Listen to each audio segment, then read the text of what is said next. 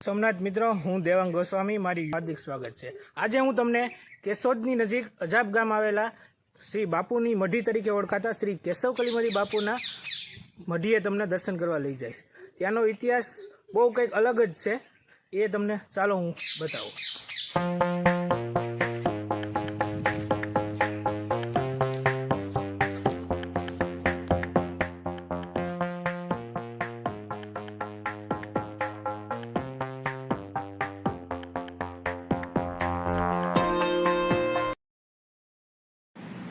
શ્રી કેશવ કલીમરી બાપુની આ જગ્યા છે જ્યાં મંદિર બનાવ્યું છે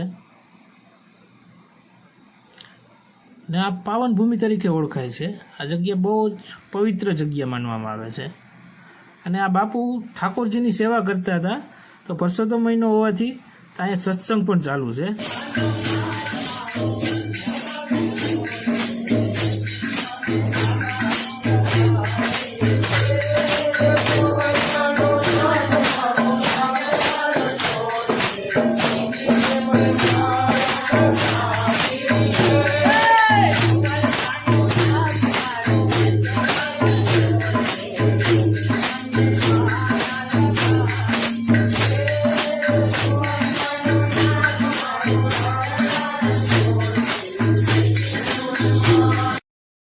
આ છે ઠાકોરજીનું મંદિર, જે બાપુ સેવા કરતા ઠાકોરજીની, તેનું અહીંયા આ મંદિર બનાવવામાં આવેલું છે અને આની અંદર જ ઠાકોરજી બિરાજમાન છે।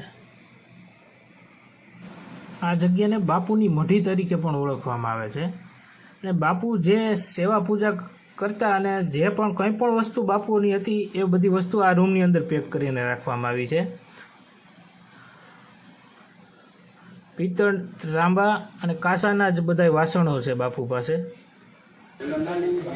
સત્સંગ પૂરો થઈ ગયો છે મિત્રો, તો આપણે પ્રસાદ લઈ લઈએ।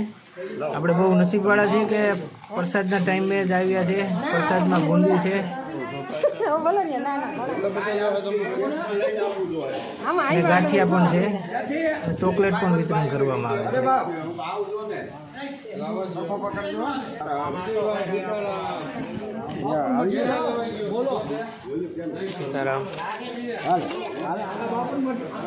ચાલો મિત્રો, આપણે પણ ઠાકોરજીને ઝુલાવીએ।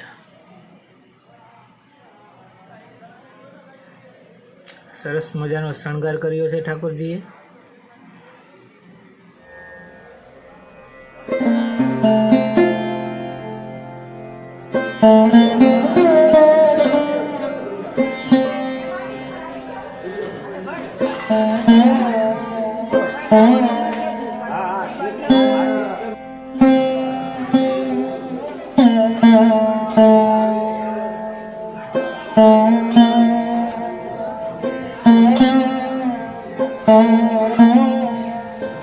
હવે હું તમને મંદિરની પ્રદક્ષિણા કરવા લઈ જાઉં છું।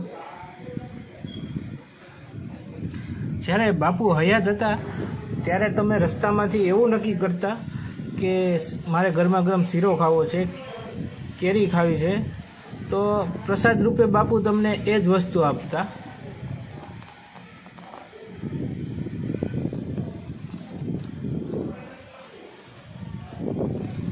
બાપુને એવા તો બહુ જ ઝાઝા પરચા છે।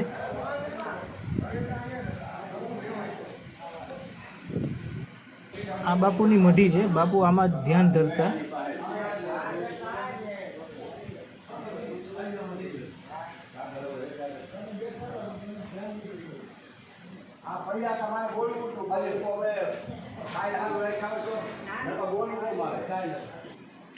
આ બાપુની ચરણ પાદુકા છે।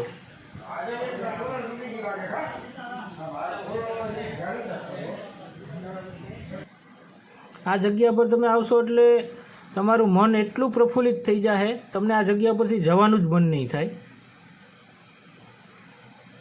હવે હું તમને લઈ જાઉં છું મંદિરના પાછળના ભાગમાં, જ્યાં બાપુ સ્નાન કરવા જતા, ત્યાં બાપુનો ગુનો આવેલો છે।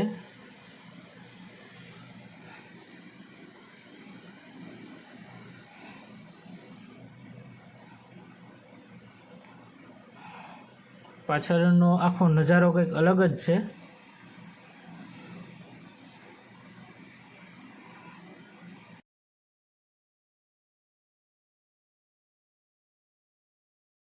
શ્રી કેશવ કલીમરી બાપુની જે ગુનો જે છે તે આગળ છે ને જે બાપુ નાવા જતા તે આગળ છે. પાણીના હિસાબે ત્યાં જઈ શકાય તેવું છે નહીં. બીજા વિડીયોમાં તમને નેક્સ્ટ વિડીયોમાં બતાવીશ. સીતારામ.